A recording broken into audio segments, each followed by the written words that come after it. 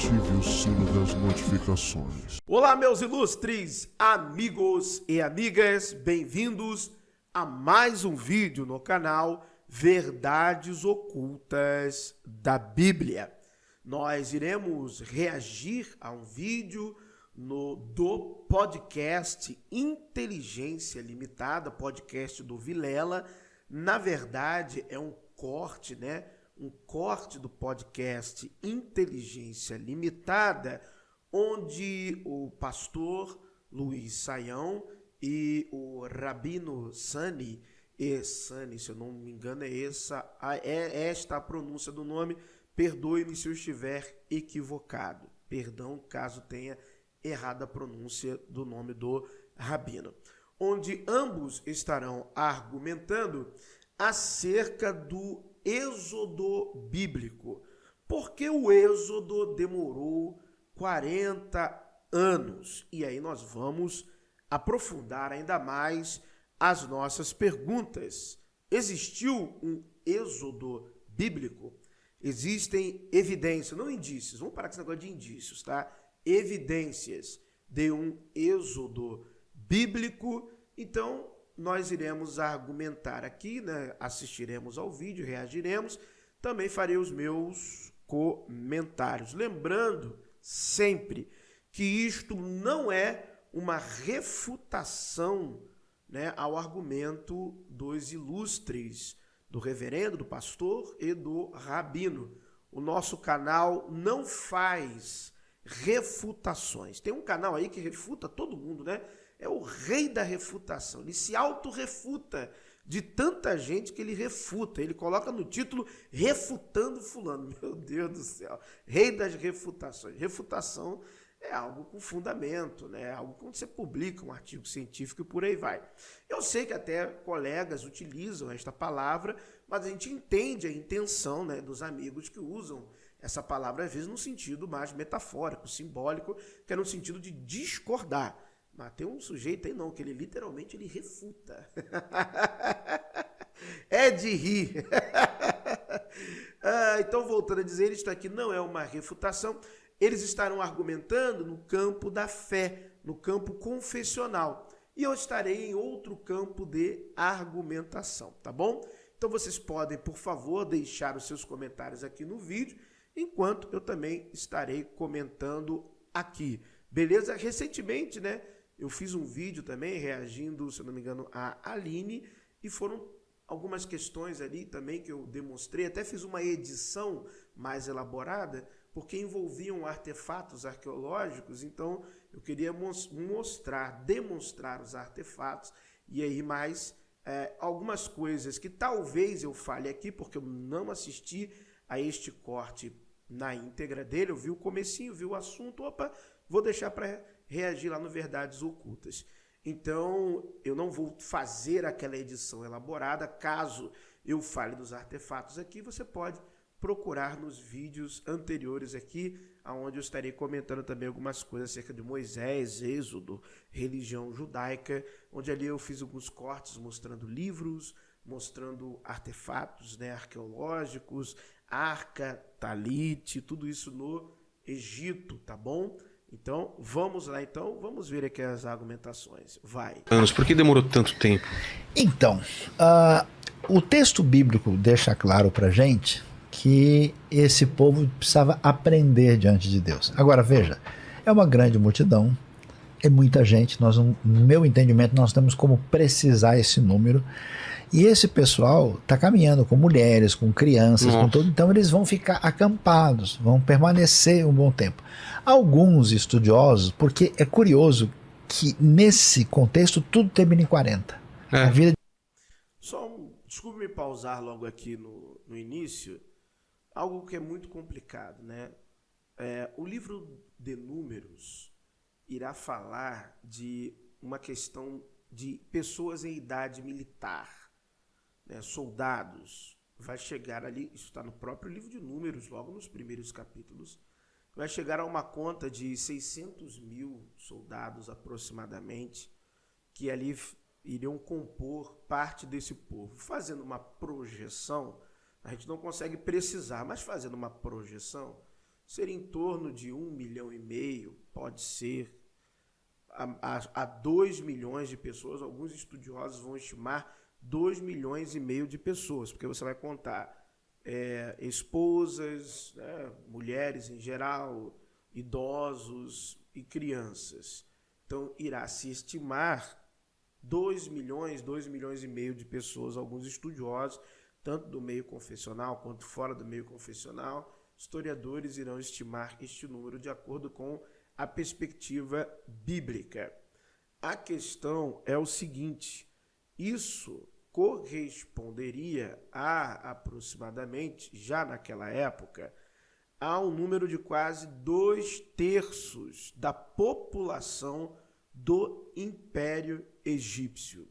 Uma outra questão é que nós não temos registro destes hebreus no Egito. Uma vez, eu não sei o que houve, que eu vi um rapaz aqui no canal comentar que tem sim o nome hebreu. Mas aonde? Ele não veio dizer, não deu retorno.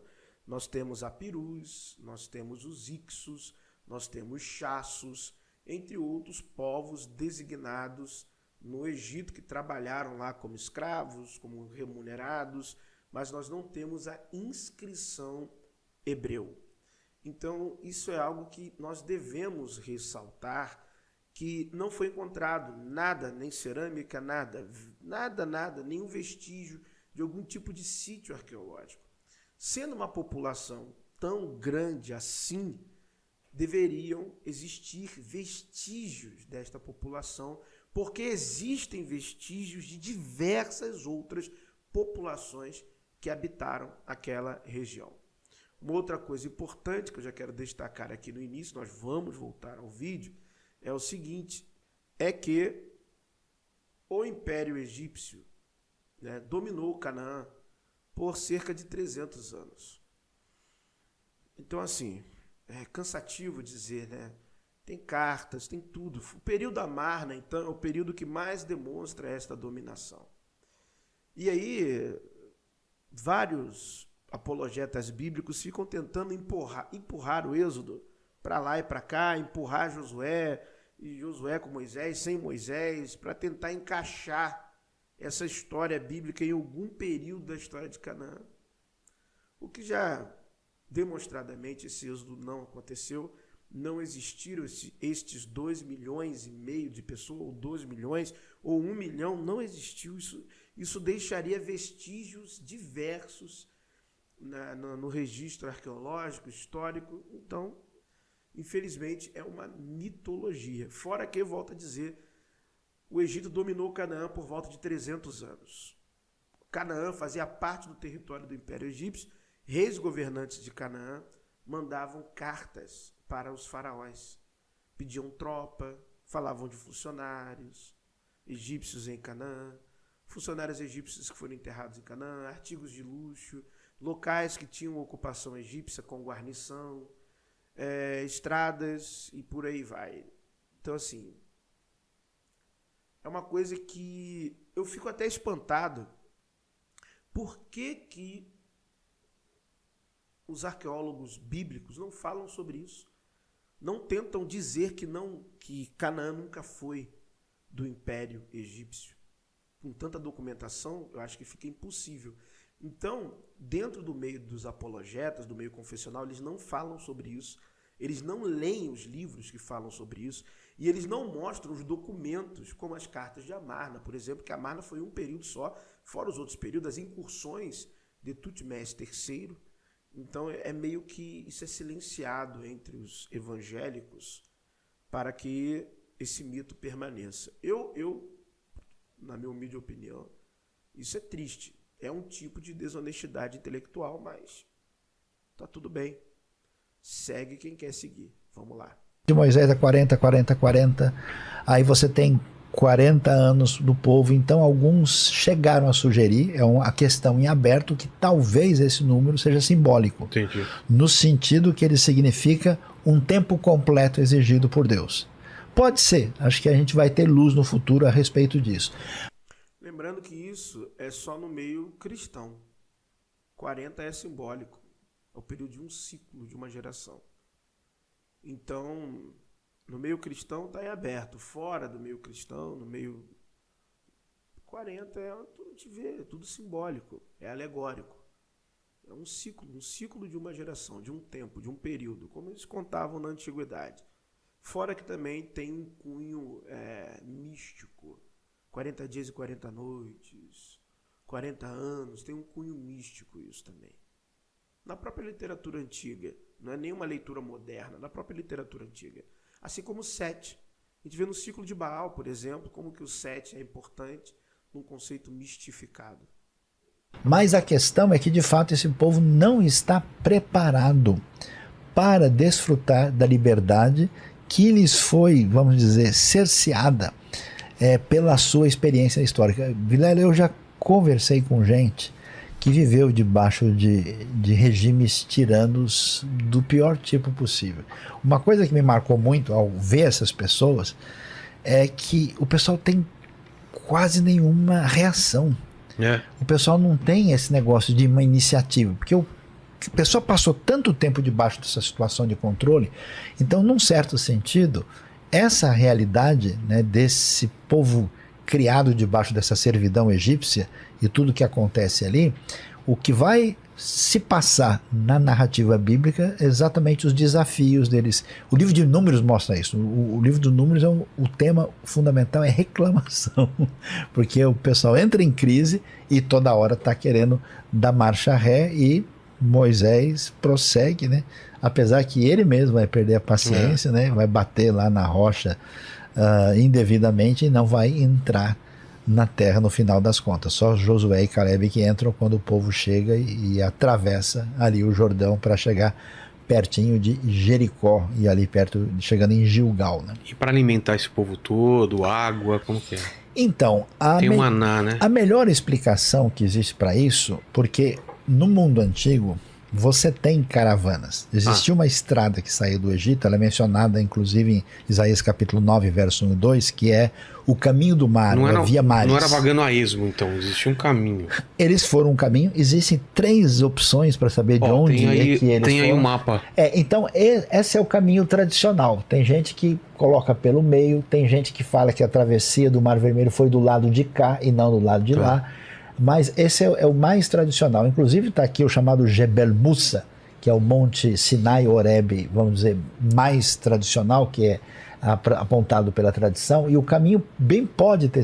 Lembrando que acerca de Josué, eu fiz uma live aqui, abrindo e dando o nome dos principais arqueólogos que escavaram o sítio de Tel Jericó. Então eu dei um nome, fiz uma live aqui. O nome de quem escavou, quem entrou em trincheira primeiro, quem saiu, quem veio depois. A famosa Canaan, né, que ela encontrou coisas preciosíssimas lá, que não tem nada a ver com Israel, tem a ver com coisas do período neolítico. Então, tanto que Tel Jericó é patrimônio da humanidade, declarado e tudo mais. E na época em que supostamente Josué teria vivido, durante um período sequer Tel Jericó era ocupada, não houve queda das muralhas, as muralhas eram famosas.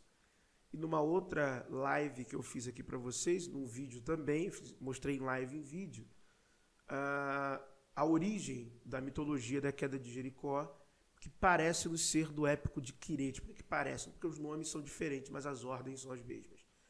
Então, no texto de Josué, Yud-Heh-Vav-Heh, Yahweh, Javé, seja o que for, fala com Josué para cercar Jericó. No épico de Quirete, El fala com Quirete para cercar Udim. Se não me engano, o nome da cidade é Udim. Número de volta, as mesmas coisas, envolve o resgate de uma mulher também. No caso, Rabi é uma prostituta e a princesa ali da cidade de Udim, a mulher na cidade de Udim era uma princesa. Uma outra questão também é que, tradicionalmente, quando nós falamos do Monte Sinai, estamos falando do lugar que Santa Helena escolheu. Ninguém sabe qual montanha ali era a montanha do Sinai. Quem definiu foi Santa Helena. E tem uma contradição bíblica no livro de Gálatas que fala que o Sinai era na Arábia. Então, no Novo Testamento, a carta aos Gálatas fala que o Sinai era na Arábia. Então, ninguém sabe de fato onde é o Sinai. São várias montanhas na península, então qual delas foi, ninguém sabe. Fora que também tem algumas tradições que estão ali no mito do Sinai, bíblico, né, que estão vinculadas às questões do templo que tem na península do Sinai de Serabit ou Cadim. Então tem algumas tradições ali naquela redação do Êxodo que estão vinculadas àquele templo ali e a datação daquele templo ali, entendeu? Ele já estava ali quando supostamente aconteceu o Êxodo. Então também tem minas ali na península do Sinai, de pedras e por aí vai. Então isso só reforça o aspecto mitológico do Êxodo, né? As estradas eram guarnecidas, haviam guarnições do faraó por grande parte da região, fortes escavados, inclusive no chamado depois aquilo que nós vamos chamar de Filisteia, né? Que a Via Maris era muito importante. Então, o faraó não ficou olhando 2 milhões de pessoas, 1,5 milhão, seguindo o barco e tocando firme, não. O Egito foi um império que só veio a decadência desse império por causa de fatores como a invasão dos povos do mar, que depois vão originar os próprios filisteus, né? Problemas também dentro do continente africano e questões também climáticas, ou seja, foram vários fatores que cooperaram para o declínio, né, ou diminuição do Império Egípcio ali por volta do século XII. Exatamente isso, século XII. Então, minimamente, do século XV ao século XII, o Egito controlava Canaã. Canaã fazia parte do Império Egípcio. Canaã era quintal do faraó e dos seus exércitos. Então tem que bater nessa tecla e assistam minhas lives, que eu abri os livros aqui com os dados, com tudo mais. E também eu lembrei agora que eu estarei numa live no canal do João Arinaldo. Nós vamos marcar a data, onde também eu vou mostrar lá todos os faraós que passaram por Canaã, cartas do período Amarna, tudo isso. Todos os documentos, né? Tudo, né? O que Mário Liverani falando isso claramente, o professor José Ademar Caefé falando isso claramente, K.L. Nou falando isso claramente, Jonathan Michael, tantos acadêmicos e tantos que mostram isso com evidências. E que isso é sim omitido no meio cristão. Isso aqui eu estou falando a verdade, isso é omitido de propósito. Porque se falar isso, essa informação ela é de notório saber no mundo acadêmico.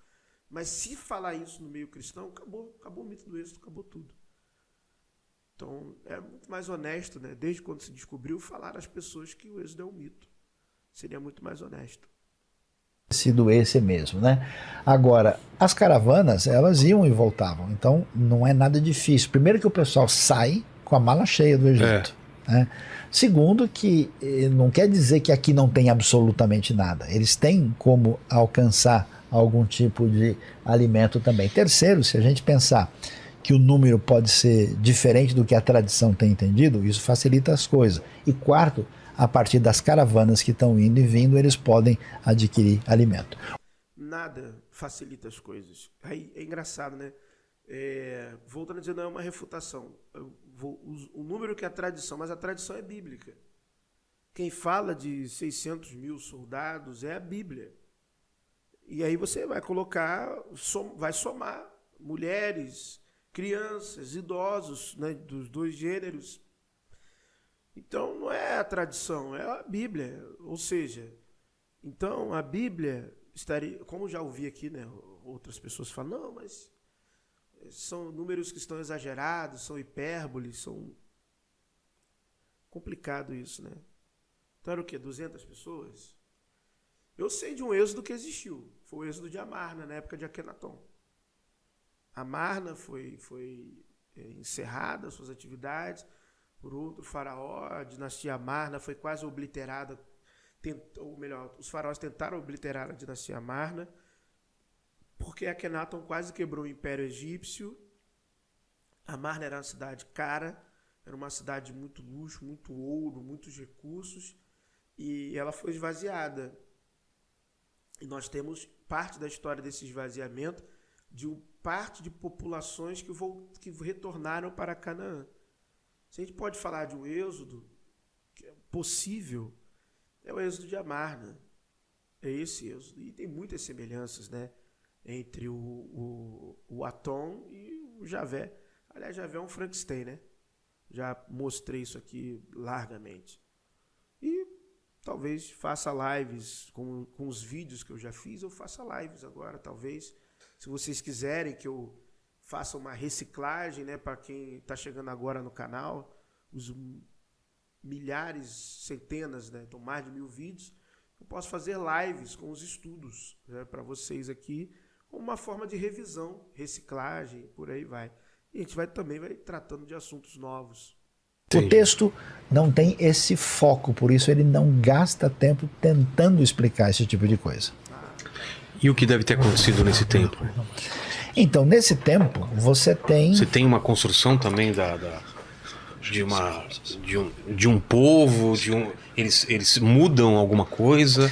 Não, o povo vai prosseguir no seu caminho ali, vai passar por esses momentos de tentação, né? Mas os 10 mandamentos é bem depois. Não, os 10 mandamentos... 49 dias depois da saída do Egito, os 10 é logo mandamentos depois, tá. e o Matan Torá, sim. Tá. Que é a festa de Shavuot. Êxodo de 19 a 24 é exatamente esse momento, porque você tem uma presença libertadora do Egito, Tá. orientadora, né, e uma presença exigente da parte de Deus. Então, de fato, eles recebem isso logo. Inclusive, essa entrega da lei, da Torá, quando você lê o Novo Testamento, você vai ver a festa de Pentecoste. O que é Pentecoste? É a festa da chegada da lei. É a festa da colheita. É a festa de Shavuot. E é interessante, né? Qual que é o foco dessa festa? A entrega da lei. Quando você lê no Novo Testamento, você não vai conseguir ler o Novo Testamento se não entender essa base. Lembrando que a festa da colheita, ela é uma festa pagã, ela já existia muito antes da tradição judaica. Ela só ganha um outro nome na tradição judaica.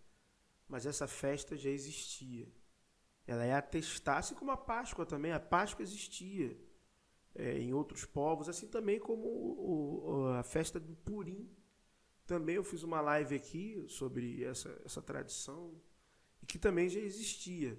Ou seja, diversos costumes que, na verdade, faziam parte daquele mundo do Antigo Oriente Próximo foram absorvidos e ressignificados, alguns deles, na tradição israelita. Mas já existiam já. Festival de Ano Novo, várias festas já existiam. A Bíblia, a tradição da literatura bíblica vai só ressignificando, reciclando, adaptando e por aí vai, tá bom? Então é importante dizer isso, já existia, Pentecostes já existia, Páscoa já existia.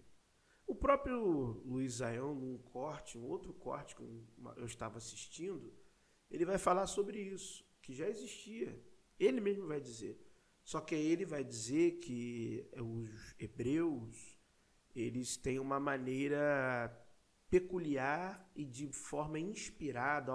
Eu estou interpretando o que ele está dizendo, como se fosse de alguma forma divina de se celebrar, com uma ordenança de Deus, o que diferiria dos povos pagãos. Aí acredita quem quer, né? Momento, quando o povo recebe o Espírito, a ideia de que você vai atender à vontade de Deus, da lei, a partir do Espírito que está no seu coração, a partir daquilo que Deus faz na sua vida em Cristo. Então, na verdade, por trás do Pentecoste, tem a razão de ser da orientação divina, que é a lei devidamente encaminhada. Então está tudo interligado. E Shavuot, porque Shavuot é semanas. São 7 semanas que nós contamos até a outorga da Torá, até a entrega dos 10 mandamentos. E o nome não é festa da Torá, é festa das semanas. Sim, das semanas. Por quê? Porque as semanas que antecederam a outorga são vitais para que a entrega fosse bem sucedida.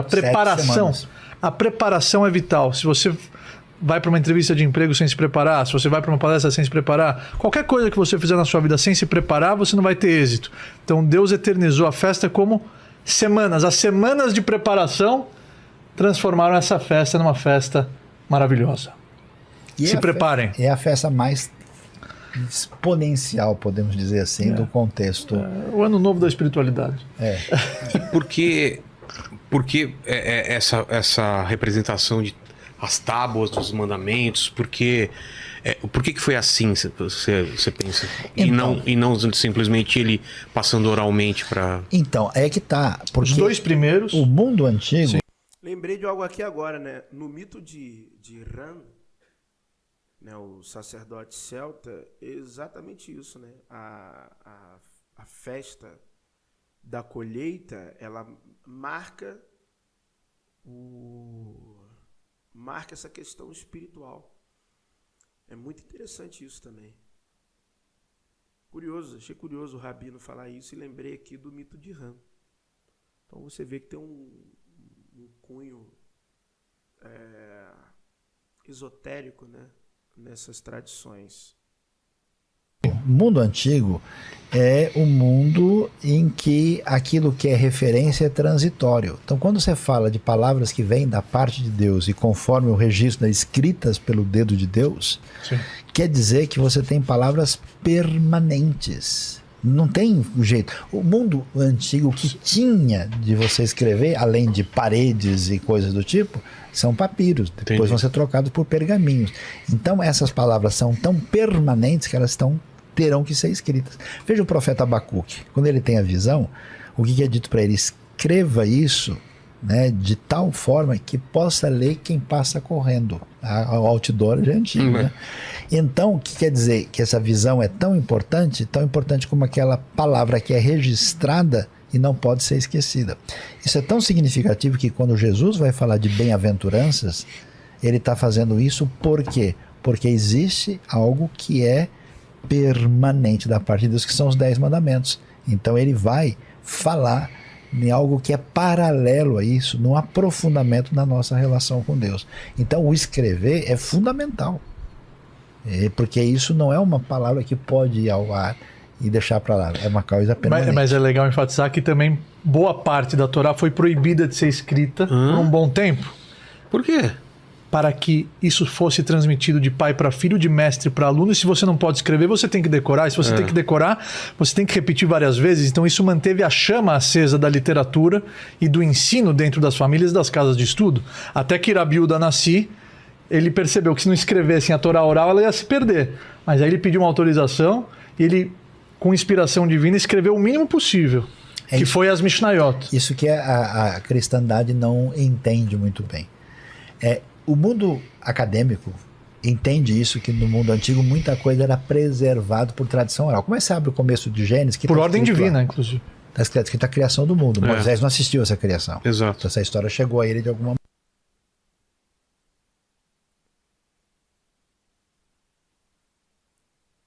Brabo, hein? Brabo. Vamos lá. maneira.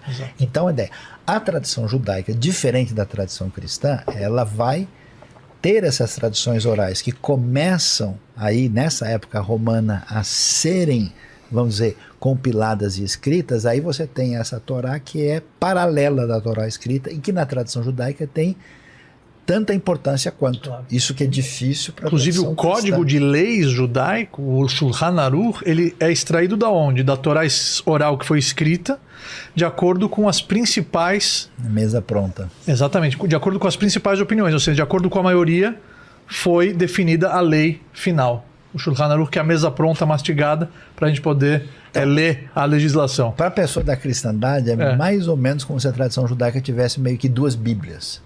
Uma que tem a ver com essa Torá escrita e a Torá oral que foi compilada e tem uma das principais funções de interpretar o que acontece na outra, na Torá escrita, que Eu falei para um amigo, um colega, não posso chamar de amigo, judeu, uma vez, ele agora até é rabino, tem sinagoga, eu falei, cara, eu enxergo que para vocês o Talmud, a opinião dos sábios, tem mais peso do que a própria Bíblia. Se dedicam às vezes mais ao Talmud do que a própria Bíblia. Para o público, para fora, quando eles estão falando para fora, a linguagem deles é bíblica. Quando eles estão falando para dentro da comunidade, quando eles estão no estudo, o que vale é a opinião dos sábios. É estudar o Talmud. Inclusive que é muito bom ler o Talmud para aprender dialética, porque na maioria das construções textuais são perguntas e respostas, interações, resposta a resposta, comentário a comentário. Então isso é muito bom para exercitar a dialética, a capacidade de pensar a arte dos contrários ao mesmo tempo, né? Fazer a tese, pensar na tese, né? Fazer síntese, fazer antítese. Então é muito bom, isso aí não tem o que falar. Tem esse valor intelectual a leitura do Talmud, né? Então eu acho muito interessante. Eu não leio o Talmud em hebraico, eu leio o Talmud em português. Tem um site com todo o Talmud ele inteiro traduzido. Então é muito bacana, é interessante. Então, claro, se você quiser se interessar mais das questões técnicas ou da espiritualidade judaica, é interessante que você leia em hebraico. Mas apenas pelo exercício da leitura, de você entender ali alguns contextos, dá para ler em português tranquilamente e você pegar ali a dinâmica do processo, desses diálogos contínuos. A tradição cristã Dar o tem à sua significado. disposição. Dá o significado. Entendi.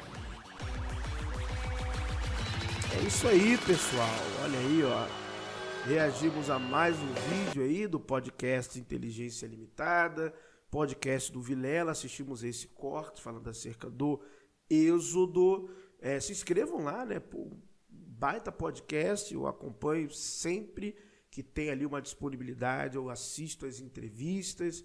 Vai lá no canal de cortes também, se inscreva lá, com certeza você vai encontrar muito material útil para você. Se inscreva aqui também no canal Verdades Ocultas da Bíblia, lembrando que isso não foi uma refutação nem ao reverendo, ao pastor, nem ao rabino, eu apenas argumentei em campos, né, em um campo diferente, né, do campo confessional. Tá bom, galera? Muito obrigado por terem assistido a mais um vídeo no canal Verdades Ocultas da Bíblia, que o verdadeiro Deus abençoe a todos. Todo dia eu tenho que falar, calma, calma.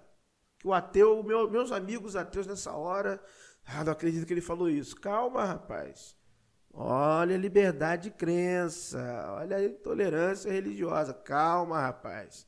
Se você não crê em um Deus, está tudo certo, tá bom? Desejo do fundo do meu coração, sério, desejo mesmo. Então que a sorte e a fortuna lhe acompanhe.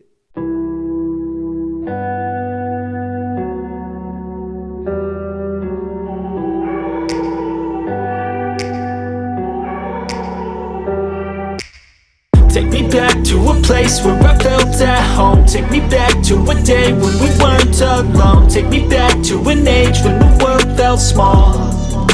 Way back before we blew it all.